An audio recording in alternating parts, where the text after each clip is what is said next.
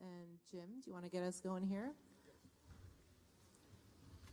First of all, gentlemen, good luck this year. And Paul, there's been so much talk about the great expectations of this team and where you want to go. Can you talk about the pitfalls that are out there that you have to be aware of so that you can get past them to get to where you want to go? I think the good thing about my career and being where I'm at now is I've been a part of teams that we've built something in the locker room. We've built that brotherhood, and we didn't allow outside noise. We didn't allow media. We didn't allow anything to break us apart. And I sense that with this group here, how well and tight-knit we are already. And ball ain't even been rolled out yet. So I think that's most important, that we keep everything in-house, whether we got our ups, our downs. Everything is even-keeled. Everything is where everybody's on the same page. And, you know, we go out as one. If we maintain that, and we're going to get through anything. From this side, Nikki? Paul and Nikki with Spectrum. It's one thing to know you're coming home and to finally have it come to fruition. Has there been any surreal moments where you wake up and you're like, I'm home for good? The fact that I'm unpacking instead of packing at this time is a surreal moment. I mean, every day I'm here, every day I'm waking up in the morning, every day I'm taking that drive on the 405, you know, is a surreal moment. And, you know, ultimately what I wanted to get to in my career is being back home and being close to my people. So it's never going to get old, from me coming in today, having media day here, to putting on this jersey, to the first game, to hearing my name in the starting lineup. You know, everything is going to be a reminder of where I'm at right now. Andrew? Andrew Greif from the Los Angeles Times for Paul. Could you just update on your status of your health, where you're at, what you think you might be able to take part in training camp, and also with coming back from a significant injury previously in your career, does that inform how you've rehabbed from your shoulders this time? Yeah. As far as my health, I'm pretty good. I'll be in camp starting this week. Nothing contact, but all the 5-on-0 stuff, all the scripted stuff I'll be a part of. In terms of being, I'm used to being in this rehab stage and knowing what it takes to get my body prepared and get my body up to speed. It's a long process, but, you know, again, I think me going through it and having a drastic injury in my leg, I know what to expect. I know what pressure to put on myself and what pressure not to put on myself as well. That comes with a lot of stress when you're going through rehab. So I'm just in a good place. I know what I need to do. I know what I'm capable of, and ultimately I know when my body's ready. Trez, you're coming off such an incredible season, and you and Lou really had something special there going. I forgot I was up here. Yeah, no, you are up here. You are up here. Thank you, Jamie. Just following you on social media, you haven't had an off season, Trez. You've been playing a lot of basketball. Is there anything that you've been working on as you get ready for this coming season? Everything, really. Definitely improving my offensive game, counters and stuff like that. Guys are, you know, when they ultimately play me, go to take away my right hand because they know it's my dominant hand. So there's just different counters like that, different things like that. And, you know, shooting the ball from, you know, all aspects of the floor, mid-range, all the way out to the three-point line. And defensively, just improving on awareness, you know, foot speed, you know, lateral movement. So just being able to rotate and make those extra defensive plays when guys are beating, things like that. So as far as the offseason, you're right. I never really take off. I constantly stay around the game of basketball because I'm blessed to be able to play it and call it my job. So I look at getting better as a ultimate thing all summer for me. And what I really want to know is how many new sneakers did you get? A lot. Yeah, a lot. I can't put a number on that, but definitely improved with my sneaker collection, most definitely. Of course you did. Question here in the front row. Kurt? Hey, Paul. Mark Medina, USA Today. What do you make of the trend league-wide where there's teams that have a duo of stars as opposed to a big three, and how do you think that might affect the dynamic? I mean, I think what Boston did was special. I think what Miami did was special. But I think it goes back to, you know, you have two guys that are, you know, the guys, and then you have a group around them that supports them to the highest level. And that foundation is around a lot of the guys in this league. You look at Milwaukee, you look at Philly, you look at the Lakers, you look at Houston, Utah. I mean, everybody has their two guys, and then it's a heck of a supporting cast that's with them. So you can fill in that third spot with anybody to have a big three on all of those teams. So I think it's a good thing for the league. It changed the league, but it's good for the league. The big three, everybody was looking for a big three. It didn't work for a lot of teams. And so now this is a new dynamic for the new generation of this league. Tevin, a question to both of you guys. At the other media day in town Friday, LeBron said the big winner was Staples Center. For you guys being the center focal point, for the first time, there's a legitimate rivalry between the two teams where both have expectations to win a championship. And you guys are at the center of that. What does that mean to you? How do you describe it? I don't think we've really paid too much attention to any of that. We don't get into the whole back and forth thing. I think it's more so something for the city to do and basically for you guys to do as far as media. As far as us, we look at it as another game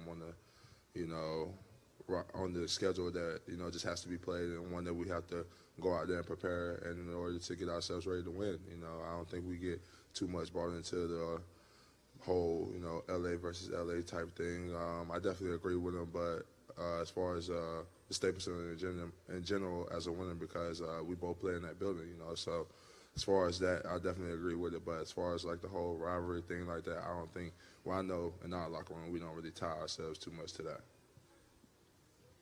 I mean, yeah, I say the same thing. I agree with what Brian said. The Staples Center is where you want to be with the team we got and with the team they have.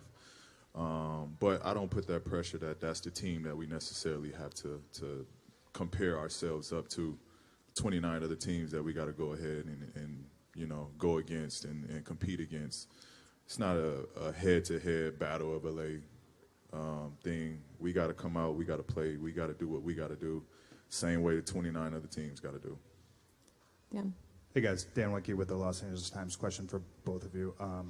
Trez, teams around the league have put together mini camps and have tried to get a head start into training camp, doing the team building things that typically would happen in training camp.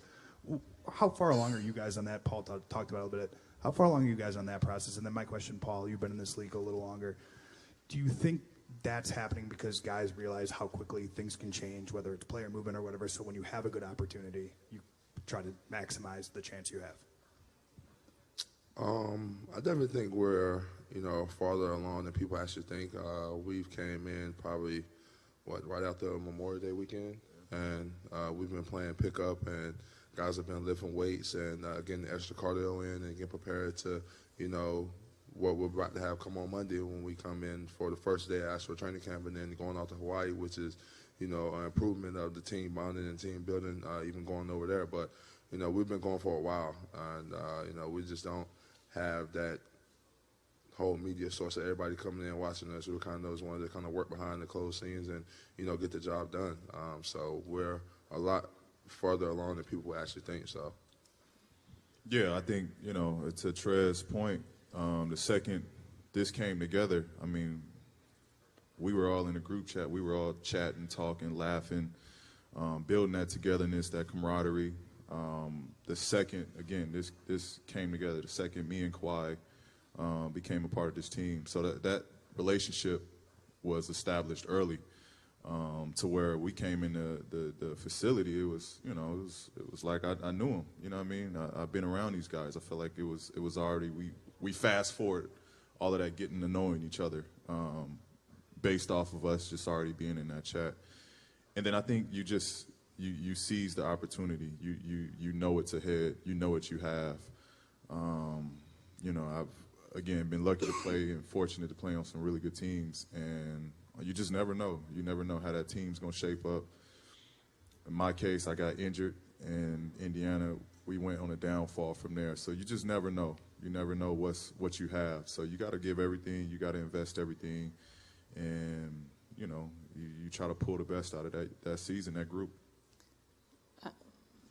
This is Pranav from the Scarecrow. Both of you guys play with a lot of physicality and toughness. How do you look to implement that when you guys play against other teams this year?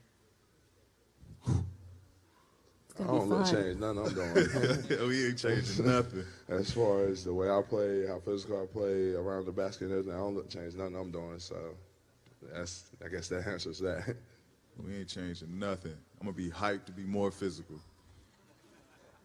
Trez take care of it, right? Nice. Over here, guys, Brad Turner from the LA Times. Trez, you and Lou were dynamic off the bench. How much better can this bench be with additions to the team you have now?